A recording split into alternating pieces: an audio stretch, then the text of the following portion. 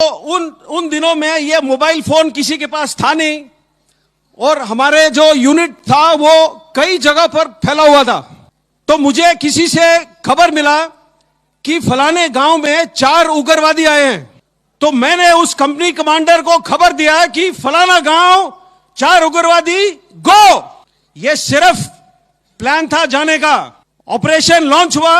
तजुर्बे से पता लगता है कि आज ऑपरेशन में कुछ गड़बड़ हो सकता है। तो मैंने उस वक्त हमारे यूनिट में जो डॉक्टर साहब थे उनको भेजा है, जो पलटन का एक घातक टोली होता है, सबसे तगड़े जवान। उन जवानों के साथ मैंने डॉक्टर साहब को भिजाया। अभी हमारे डॉक्टर साहब के बारे में एक बात, उनके हमारे पलटन में आए 5 दिन हुए थे।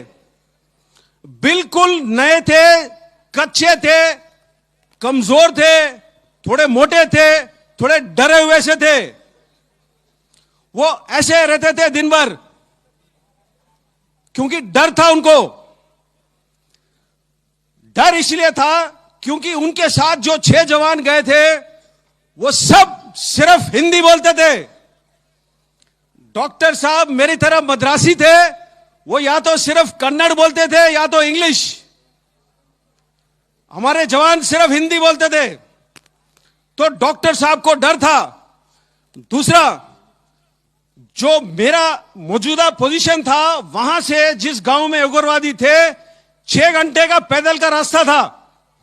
हमें पहाड़ी के नीचे उतरना था, दूसरा पहाड़ी चढ़ना था, पहाड़ी फिर उतरना था, एक छोटा नदी पार करना था और फिर आधे रिज के ऊपर गांव का फैलाव था। 6 घंटे लगते थे। तकरीबन 4:30 बजे मुझे खबर लगा और वो खबर किसी भी लीडर को इससे ज्यादा दुख वाला खबर हो ही नहीं सकता है। खबर मुझे यह लगा कि साहब बंदे को गोली लग गई है। क्यों खराब लगता है? जो लीडर लायक है, जब उसके टीम में या उसके टोली में किसी को चोट लगता है या कोई घायल होता है, तो मेरे परिभाषा में वो लीडरशिप का फेलियर है। मुझे ये रैंक क्यों प्राप्त है? मुझे ये ओहदा क्यों प्राप्त है? आपको क्लास का मॉनिटर क्यों बनाया गया है?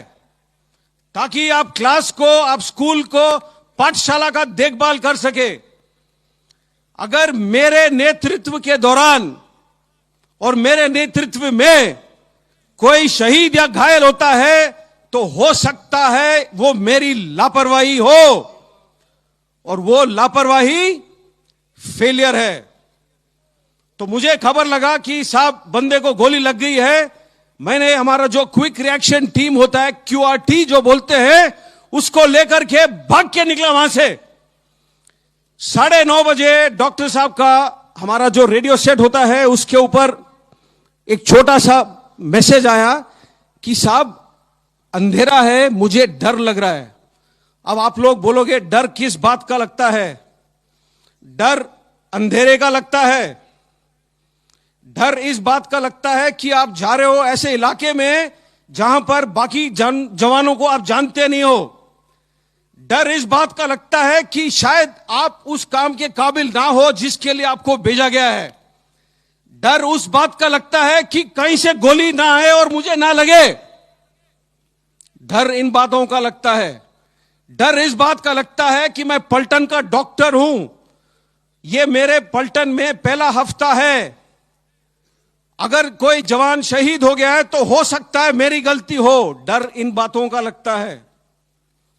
तो मैंने डॉक्टर साहब को उस वक्त खींच के डांट मारा है,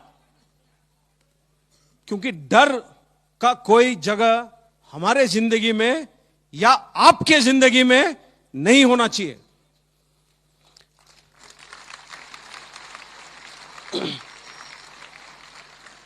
मैंने बोला मेरे को दोबारा कोई मैसेज नहीं चाहिए आपसे। तकरीबन 11:30 बजे डॉक्टर साहब का फिर मैसेज आया। बोला साहब मैं पहुंच गया हूं जवान के पास, लेकिन जहां भी काट रहा हूं वहां पर खून है।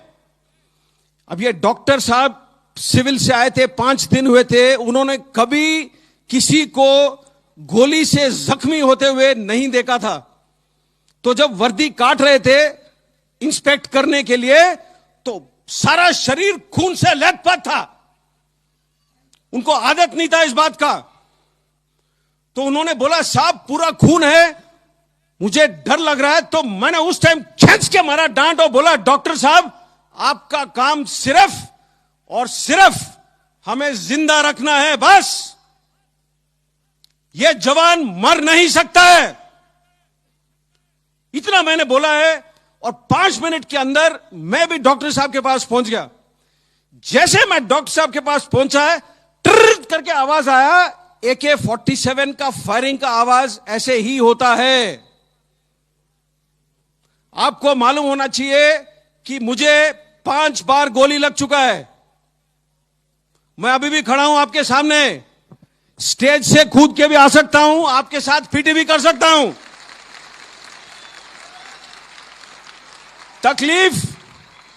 तकलीफ मुझे भी होता है, तकलीफ उन हर जवानों को होता है जिसको लगता है गोली।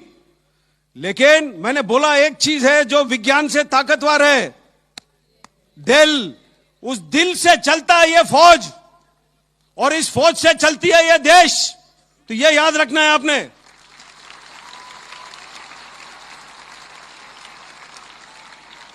तो हम लोग उस गांव में 5 दिन रहे थे, कुल 5 दिन। क्योंकि गांव में जहां उग्रवादी छुपना चाहता है, कई जगह खोज सकता है जहां छुप सकता है। तो हर घर, हर कमरा, हर वो खेत, हर वो ट्यूबवेल, हर वो स्टोर हाउस, हर वो गोदाम, हर वो जगह ढूंढ ढूंढ के हमें 5 दिन लग गए थे। और इस 5 दिनों के दौरान 5 हमें अलग अलग जगह पर उग्रवादी मिले। दूसरा दिन सुबह एक हेलीकॉप्टर आया था, और जो हमारा जवान जो घायल हुआ था उसको लेकर के अस्पताल चला गया। छठे दिन हम लोग वापस आए, और सबसे पहला सवाल मैंने जो ओहदेदार से पूछा कि साहब बंदा कैसा है, तो जवाब मुझे यह मिला कि साहब 2 दिन से अस्पताल से बात हो नहीं पाया है। मेरे परिभाषा में और आपके परिभाषा में कोई बहाना देना मंजूर नहीं होना चाहिए।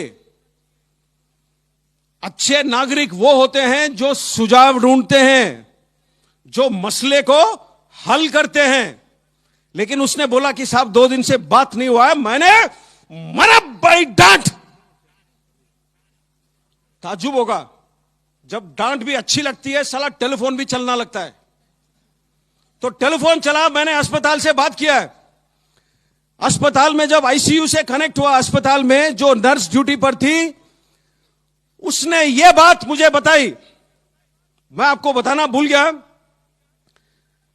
जब हमारा बंदा अस्पताल ले जाया गया हेलीकॉप्टर के अंदर, उसके पेट के अंदर के हिस्से, जो स्टमक है, जो इंटेस्टाइन है, वो पॉलिथीन बैग में साथ डाला गया। पॉलिथीन बैग में हेलीकॉप्टर के अंदर उसके साथ। तो उसको चोट इस प्रकार से आई, जो नर्स ने मुझे बयान किया था, मैं आपको बताता हूं। ये 2003 की बात है, 16 साल हो गए पूरे, 17 होने को आ रहे हैं।